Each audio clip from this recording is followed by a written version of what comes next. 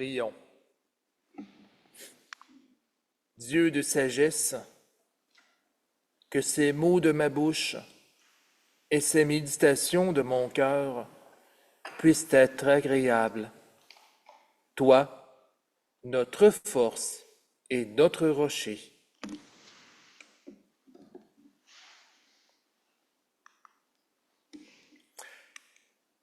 Je ne sais pas pour vous autres, mais c'est des vrais flashbacks de l'Évangile qui nous sont présentés depuis les 2 dernières semaines. En ce 5e dimanche du temps de Pâques, on est en train d'effectuer une sorte de relecture de notre expérience du ministère de Jésus. C'est pour dire que la parabole de la vigne peut nous apparaître sous un nouvel angle.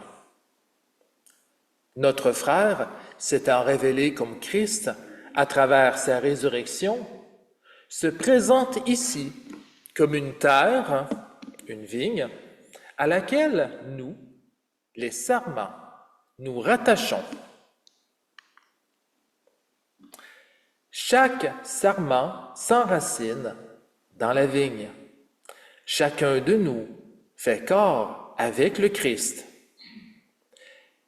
Mais à bien y penser, qu'est-ce que ça veut bien dire? Être le sarment de la vigne signifie-t-il disparaître en elle? Cela veut-il dire qu'il faut nous dépouiller de tout ce que nous sommes et tout ce que nous avons? Cela veut-il dire, oui, que nous devons tout donner et tout abandonner?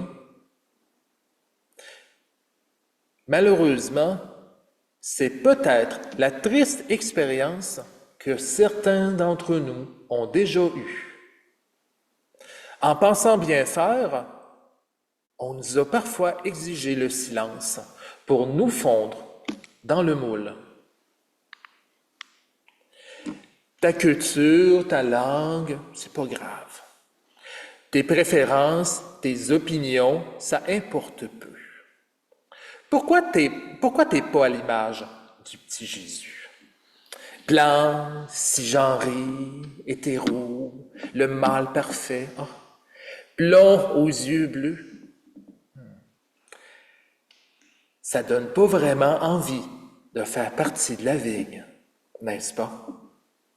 C'est sans compter qu'on n'a pas tout à fait la même compréhension de Jésus. Mais ça, je sais que je prêche déjà à des convertis qui savent qu'avec Jésus, on sort des sentiers de la majorité. Se détruire n'est pas ce à quoi Jésus nous appelle à travers cette parabole aux accents d'horticulture. Au contraire, la vigne aux milliards de sarments que nous sommes rime avec amour et fraternité.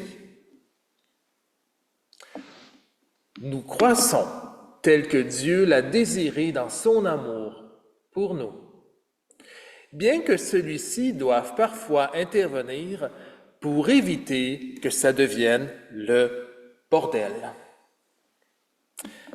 On se connaît bien soi-même, n'est-ce pas? On connaît nos errances, nos défis, mais aussi nos coups de gueule. Cela dit, attardons-nous aujourd'hui à l'action de Dieu. Voulez-vous bien?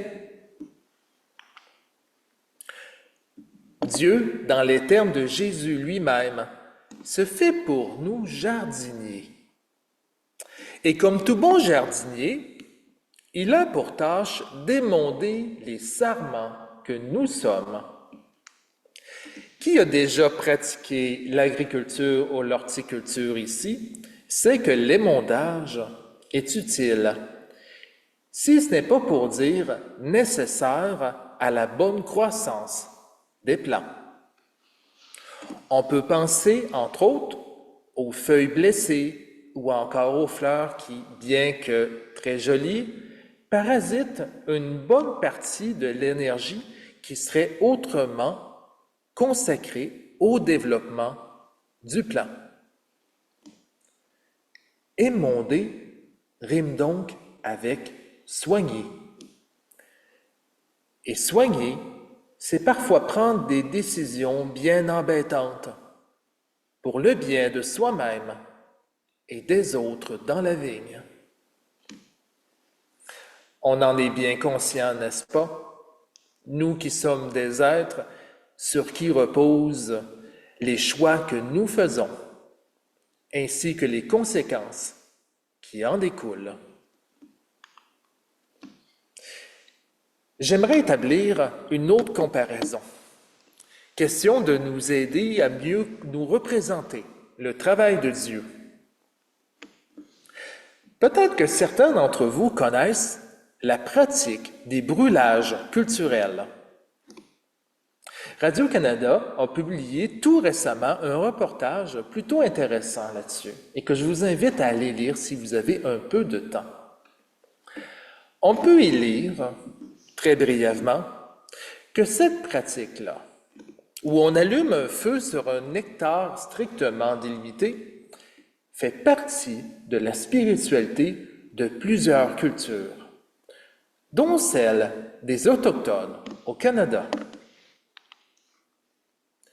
Une aînée nous rappelle comment le brûlage, qui est à juste titre une forme d'émondage, permettrait la régénération des terres, des plants et même des forêts. Ça peut nous paraître étrange sur le coup de se dire que c'est en brûlant qu'on peut aider à faire repousser quelque chose. Toutefois, quand on y pense bien, il faut avouer que certains plants ont des besoins spécifiques. Certains ont besoin d'espaces neufs et d'un terreau tout sec. Quel meilleur exemple que le bon plant de bleuet, qui, près de la terre sèche, pousse dans des conditions arides. Retirer des tiges fanées, brûler l'excédent, permettrait une repousse ainsi qu'une stimulation du plant pour son avenir. Émondée par le feu, la vie jaillirait encore plus forte qu'auparavant.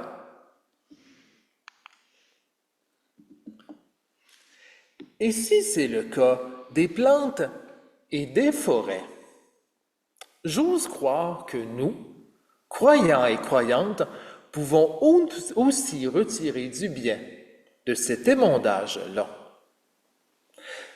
Peut-être le ressentons-nous en dedans de nous. Nous aussi, nous avons besoin d'être émondés par le feu de l'esprit pour mieux retrouver notre équilibre.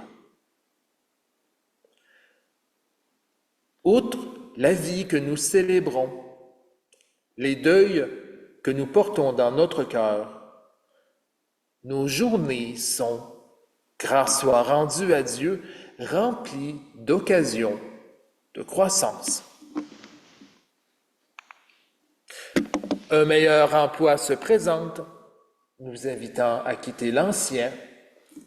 Un déménagement nous fait passer à une nouvelle étape de vie.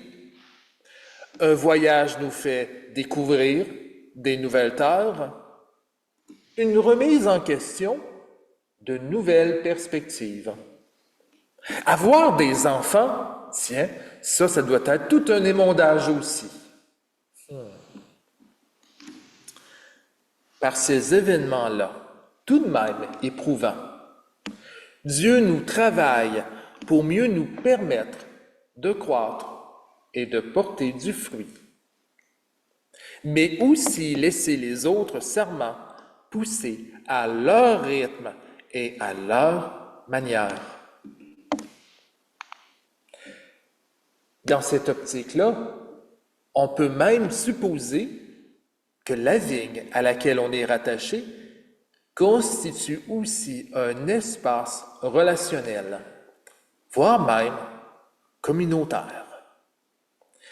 Ce qui résulte de la culture de la vigne nous le laisse entendre.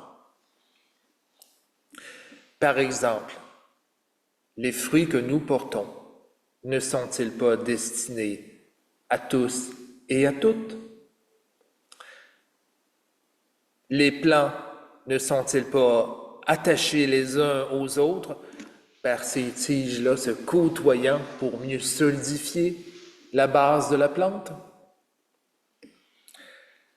Dans un autre ordre d'idées, que serait la collectivité sans ces individus? Que serait une forêt sans la présence de ces arbres?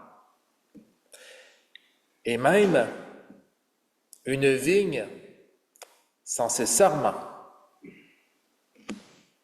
Un exemple encore plus probant serait la naissance de l'Église.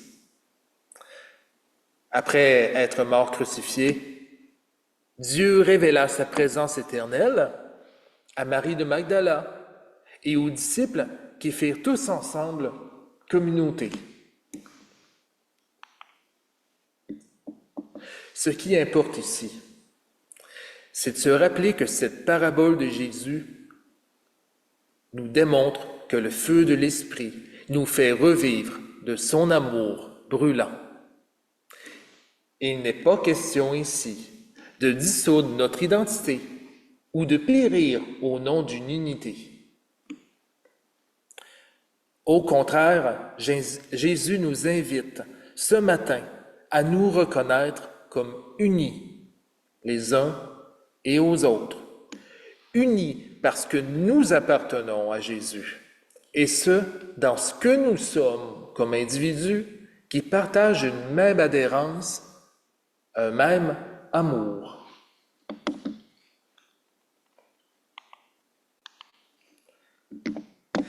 C'est vrai qu'on porte souvent des fardeaux qui parasitent notre énergie. Des déceptions, des deuils, des rancunes. Et pourtant, en tant que serments qui tendent vers la mort, on est invité à nous tourner vers la vie et à porter les fruits de la résurrection. Dès lors, par la grâce de Dieu, la plante asséchée se relève sous la pluie. L'arbre coupé développe des petits rameaux ici et là où se trouve même sa blessure. Ainsi, comme sarment d'une vigne, comme Église portant sa propre diversité et ses points de rupture, Dieu nous invite à nous laisser soigner, mais aussi à prendre soin des uns et des autres. Malgré nos blessures, la terre parfois inondée ou asséchée, les défis en Église qui sont, Dieu certes, nombreux. Rattachons-nous donc à cet amour qui caractérise tant Dieu. Restons unis à Jésus, lui qui donna sa vie pour devenir cet espace où nous pouvons croître tous ensemble en lui et par lui. Grâce soit rendue à Dieu pour le don de la vie.